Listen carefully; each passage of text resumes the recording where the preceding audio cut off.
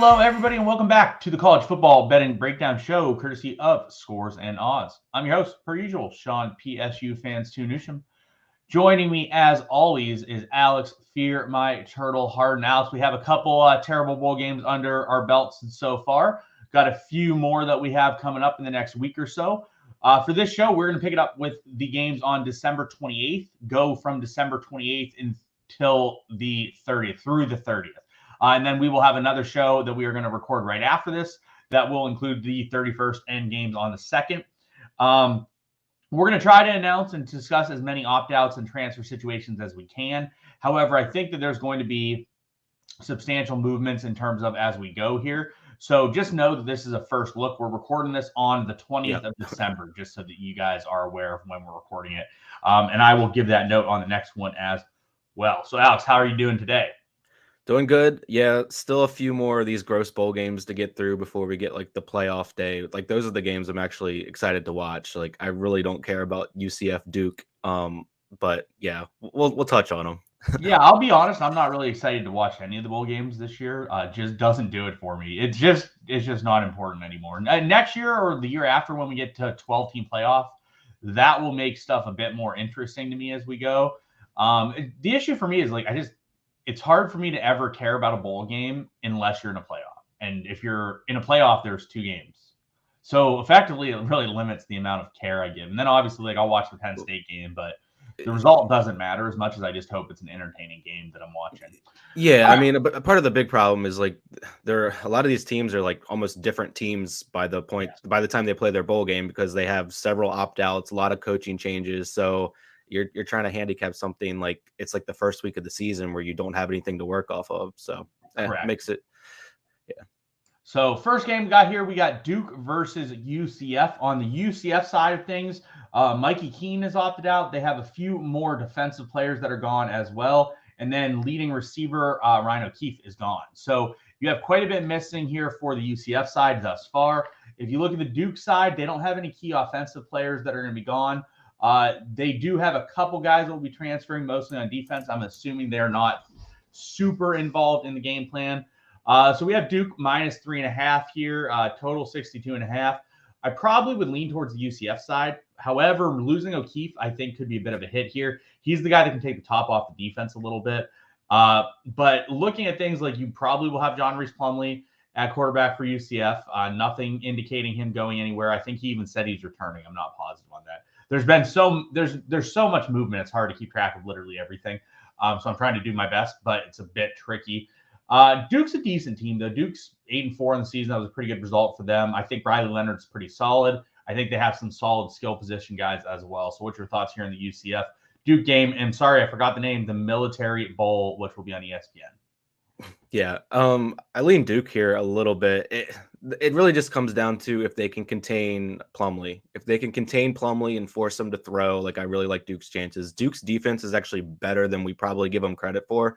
They're 48th in SP Plus defense. I would have guessed a bit higher than that. And Riley Leonard is pretty dynamic as a quarterback. I think he can move the ball a bit on the UCF defense, who dropped off as the season went on, in my opinion. I think the data kind of backs it up as well. They were definitely in the top 20, 30 defenses the first half of the season. They're 41st now in SP Plus defense. So I think this is a pretty even game. It should be rather close, but I like the Duke side just because they have more of their team together, and I think there's more risk on the UCF side not being able to move the ball without one of their big weapons, O'Keefe, and if Plumlee's forced to throw and is contained a bit, I like Duke's chances. Yeah, I will say, I guess, that the games on the 28th are a bit more exciting than most of the games we're getting in bowl season. All these totals are relatively high, and looking at them they should be offensive outputs. So, all right, moving on to the next game, we have the AutoZone Liberty Bowl featuring Kansas and Arkansas. Kansas side of thing, most everyone's coming back. It doesn't look like there's tons of impact they'll have from an opt-out perspective, at least on the offensive side of things. From the Arkansas side of things, there are a lot of opt-outs. However, key guys in KJ Jefferson and Raheem Sanders are expected to return next season, which is obviously huge for them. Looking at the rest of the guys that are going to be opting out, you have Malik Hornsby, the backup quarterback, is gone. He's transferring. You have a lot of offensive weapons that have been playing for them, and Warren Thompson, Ketron Jackson, and Trey Knox are all transferring as well. So it should be a bit of a different offense for Arkansas. However, You still have Rocket Sanders. You still have KJ Jefferson. It's just going to be a situation where you are losing some of the receiving output, just not all of it.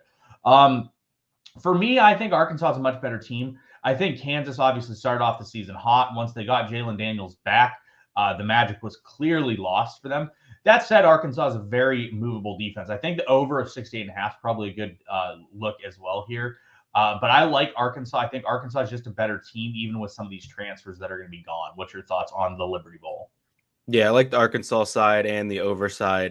Kansas defense is just so bad. Like, I think Arkansas is going to be able to score at will, and like Kansas's offense is kind of designed to be able to compete in some of these kind of games. Like, yeah, I could definitely see it be a shootout. But one thing I'm pretty confident in is Arkansas is going to be putting up points here. So 3 seems a little bit light to me. I was expecting it to be closer to 6 or so. So I like the Arkansas side in this game.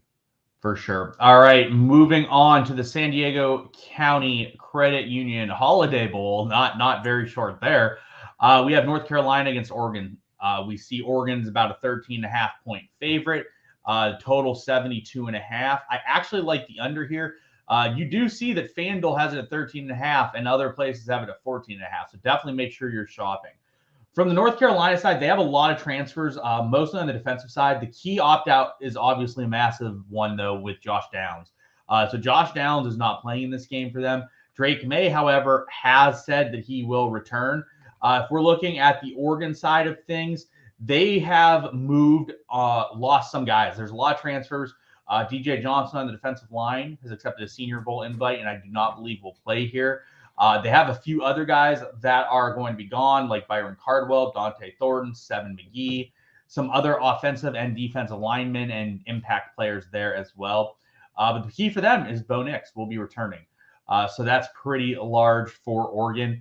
I like Oregon. I think they're the better team here, especially with a bit of rest for Bo Nix to be healthier in this game than what we saw the last couple weeks of the season. But I like the under. I think that this game is probably going to be more shed toward the under.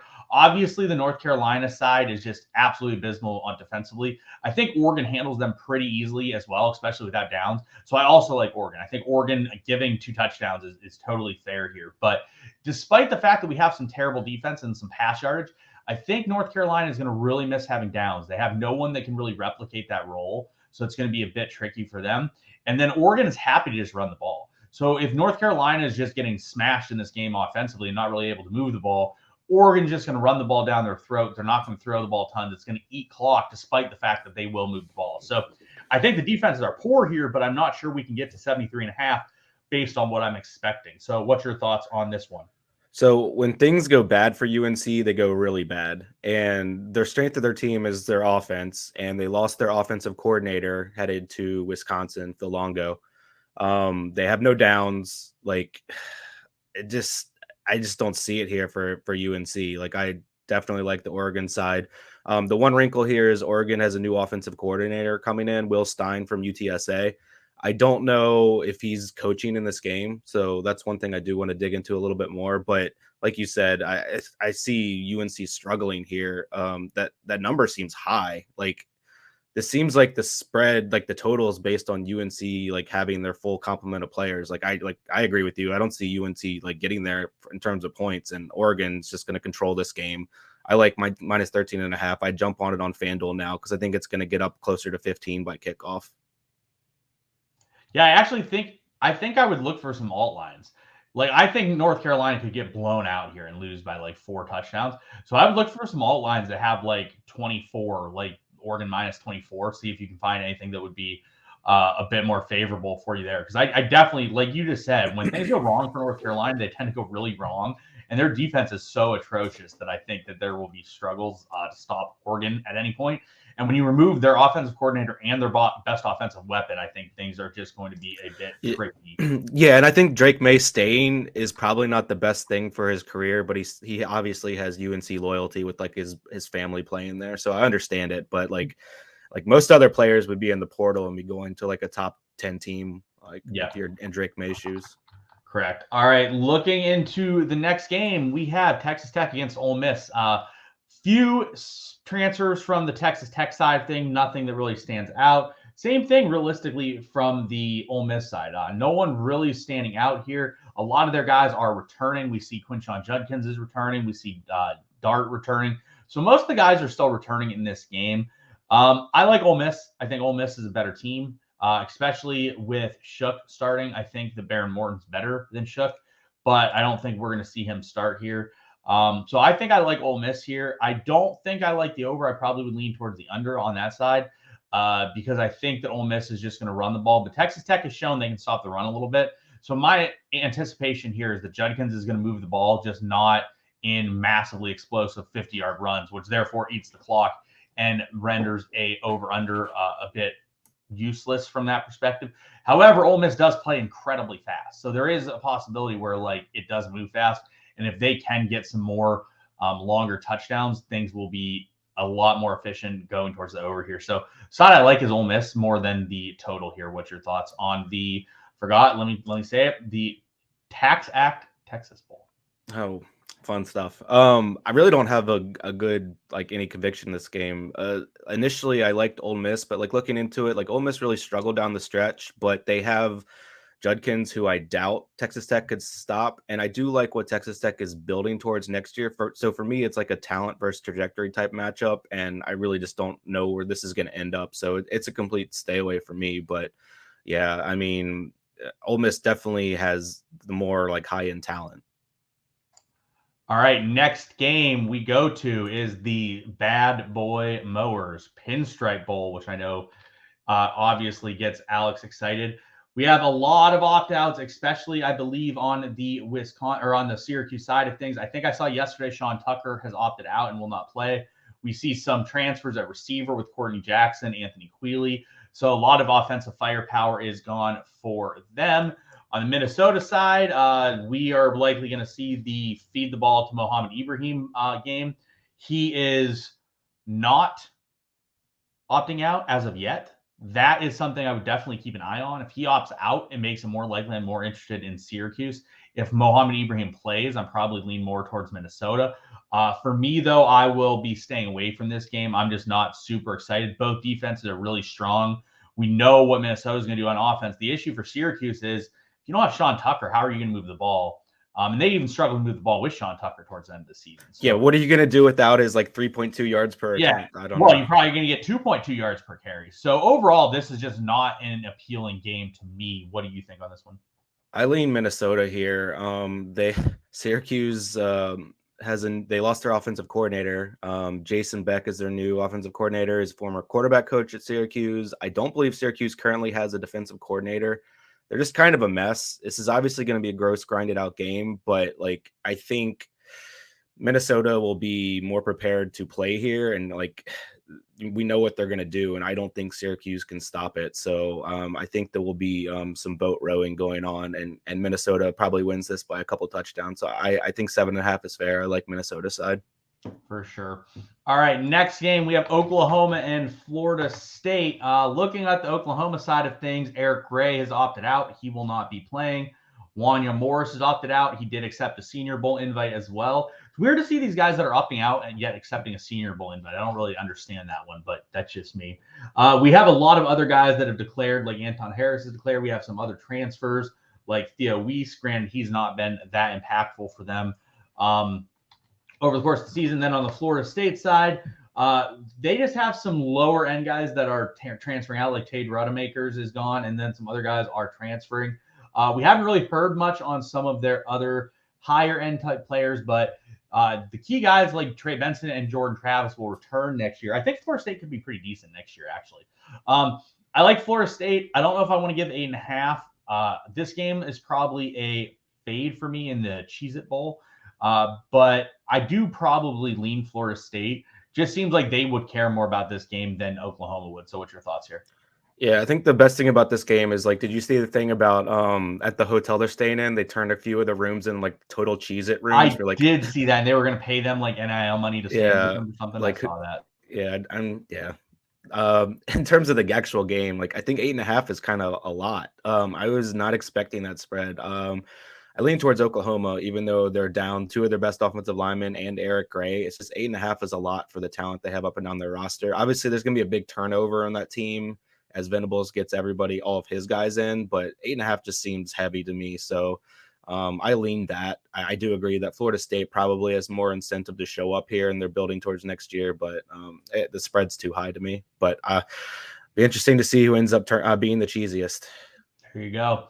All right, next game, we got the Valero Alamo Bowl. Texas is losing quite a bit here. They are losing Bijan. Bijan's gone. Demarion Overshown, their linebacker, gone.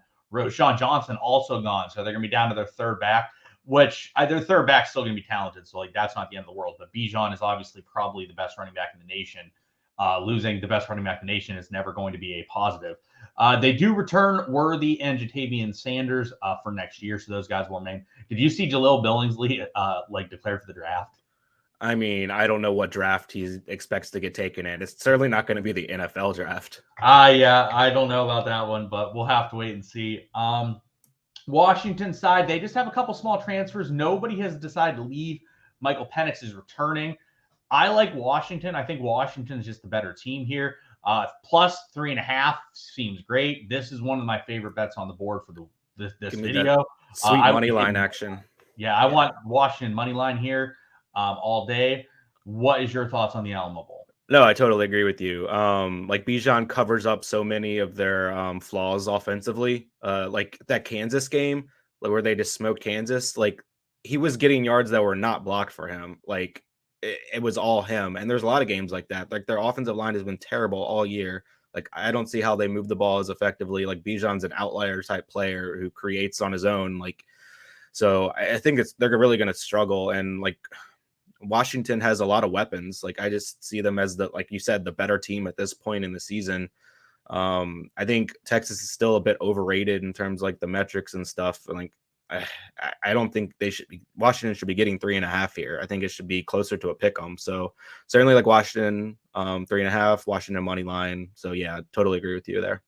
I'll let you start off with the Duke's Mayo Bowl with your Maryland Terrapins. How do you feel about this one? Well, yeah, this is my bowl game. I have a degree from both institutions, and I do love mayonnaise. So I'm all in on this game. I actually think Maryland's the better team, and I usually don't say that against anybody, but NC State's been so pathetic offensively this year. I just don't think they can move the ball much, and we've seen Maryland score some points on decent teams like Michigan and so forth. So I think 1.5 is a good number to jump on here. It's probably going to be kind of an ugly game, but I think Maryland has the offensive weapons to kind of get it done here. What do you think? I actually am going to prefer the North Carolina State side, but I understand where you're coming from, especially with like NC State has given up points towards the end of the season to people. But with Raheem Jarrett out, you have Jacob Copeland opting out as well. CJ Dupree is transferring. Not that he was a massive impact, but he was a little bit of one. There's also the Talia Tagovailoa. Like he could opt out. So the fact that like there is a possibility that maybe he opts out, it leans me towards the NC State side. Now, if NC State wins, I don't think they're going to score very many points, and it's going to be a close game. But I think that Maryland, without like some of those offensive pieces, are going to be a little bit down compared to NC State. And NC State just isn't very good to begin with. Like Devin Carter is gone, but they just can't move the ball anyways. But their defense is good enough. So I think I will take NC State just because their defense is a little bit good, a little bit better. But yeah, I'm not like super excited about this game either side. All right, next game we have Tony the Tiger Sun Bowl. I know the excitement for that. Who doesn't like Tony the Tiger? Keaton Slovis is transferring. He stinks anyways, but he's going to be gone. Israel Abanikanda yesterday opted out, so that's the Pittsburgh offense gone.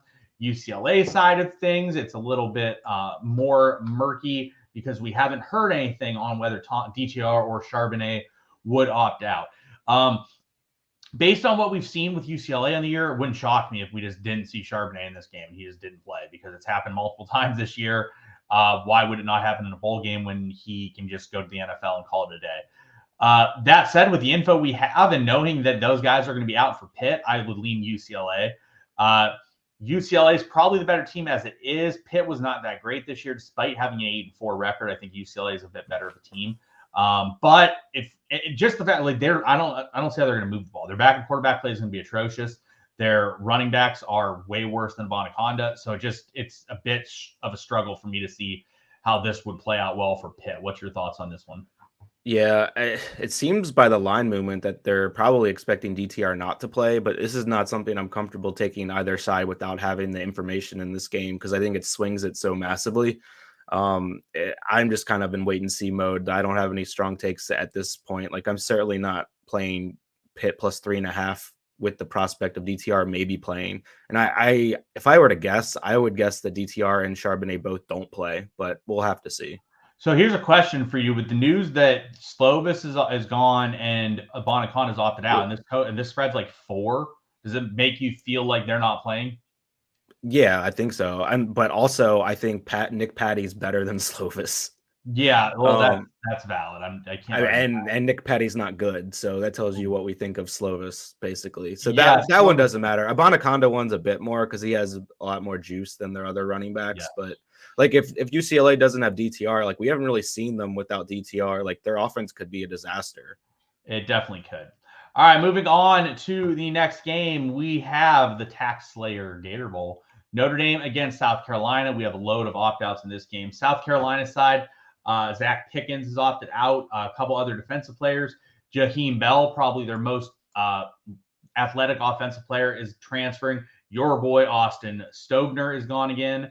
Marshawn Lloyd is transferring. And then if you go on to the Notre Dame side, they lose quarterback Drew Pine. Granted, he's not good, but he's still gone. And then their best offensive weapon, Michael Mayer, is gone. There's enough gone in this game that I'm probably just going to stay away from it. If I'm going to go one side, though, I'm going to go the South Carolina side probably. They came on pretty strong at the end of the year. They were pretty good, and they still will have Rattler. So, like, they should be better than what Notre Dame will pop out. Because if Drew Pine was the guy that was your best quarterback option, I don't really want to go looking at who your next best quarterback option is after that. So, I would probably lean South Carolina, but I'm not sure. What's your thoughts? Yeah, it's kind of a stay away from me. Both of these teams like are building towards being better next season, I think, with like Freeman coming off of his initial year. Like they had some struggles, but I think they improved a little bit. And then like South Carolina, yeah, like that was shocking some of the wins they had towards the end of the season. So I don't have a good feel for this game. I think it'll be ugly. Like if anything, I might lean towards the under. Like Notre Dame's fine just running the ball if it's close. So yeah, that's my lean. Yeah. All right. We have the Barstool Sports Arizona Bowl Bars. That's a interesting name for I'm Ron Burgundy. yeah, that's an interesting one. We have Ohio versus Wyoming. For Ohio, Curtis Rourke is injured. For Wyoming, they kicked Titus Swen off the team, so he has opted out and is going to the NFL. Joshua Cobbs, their best receiver, also is transferring. They have some other transfers as well. This game's just ugly. After what, like, look, we talk about going against the MAC, but Wyoming's terrible too. I'd probably still go Wyoming though, because after watching Ohio in the forfeit they put out there the last game of the season, I can't say I would take Ohio, especially knowing that Rourke's not going to play. Like they went into a full-on forfeit mode, and just did nothing in their previous game. So I would lean Wyoming, but like I'm probably not touching this game, and I don't want to watch this game. So when Well, to watch it, you'd have to watch it on the Barstool Network. That's what Bars is for at the end. Is that what it's on? Is it on the Barstool Network? That's it? Yeah, like all of the other ones have where it's the TV thing is the last thing on. Oh, yeah, you're right. Yeah. I didn't realize that because that's weird. But yeah, I'm not going to watch that game. Not going to bet on that game. Not interested in that game. So do you have differently? No, but the most interesting thing with this game, you see who transferred to Wyoming to fill in the Titus Swen role. It's an elite use of a transfer. I did see someone Harrison Whaley. Yes, I did see that. Like that's a really good transfer for Whaley. Smart move for Whaley. He's likely going to get. I'm assuming whoever would go there would be getting the rock, so definitely makes sense. Yeah, but we can move on. Like I'm not betting a MAC school, and I don't have interest in backing Wyoming. So for those reasons, I am out. Yeah, my bad on not knowing the Barstool Network was the network that was on. But hey, that was funny. Tennessee against Clemson in the Capital One Orange Bowl. We are finally done with the DJ Ugalele, whatever we're calling that, because that was painful all around. They have quite a few opt-outs: DJ Ugalele, Descartes Collins, EJ Williams, Kobe Pace, Sergio Allen, Fred Davis, Kevin Swint. A lot of transfers. They have a lot of guys that are bowl eligible that we just don't know, or I'm sorry, draft eligible that we don't know if they're going to play. So that makes me worried a bit on that side. On the Tennessee side of things, we're going to have Joe Milton start. Yeah, that's not really what I want to see. Tillman is opted out. Jalen Hyatt likely opts out. I think he might have opted out. I'm not sure. Literally, the Tennessee side is missing so many offensive skill players, even though they didn't all. Literally, everyone's on option to sit out here. Hyatt, Jabari Small, Tillman's already gone. Lenneth Whitehead's transferring. Jimmy Callaway, Jimmy Holiday, the receivers are transferring. So, like, we're going to see, like, Squirrel Merrill and, like, I guess Ramel Keaton and who knows at running back, because the running backs could all opt out. Like, Jabari Small could opt out here, which if he opts out, I guess you'd have Jalen Wright. But I would lean Clemson here. I just think Klubnik's better than Ugalele anyways. Yeah. And they still return Shipley. They don't really lose anything as of now that we know. So what's your thoughts here? Yeah, I think Clemson really cost them themselves a shot at the playoff by playing DJ all season. If Kublik started from day one, I really believe they'd be in the playoff right now. I really like Clemson in this spot. Like 5.5 is not enough in my opinion. I'm surprised it's moved towards Tennessee too. Like Tennessee could be an absolute disaster here with all their opt-outs and Milton at quarterback. Clemson's still solid defensively, and Cade looked really good in the conference championship game. So yeah, I'm all over Clemson here, -5.5. All right, guys, that's going to wrap it up for this show. We're going to record another one right after this for the rest of the bowl games. So good luck to you guys around these games, and we'll see you guys back here in a little bit. For Alex, I'm Sean. Good luck, everyone.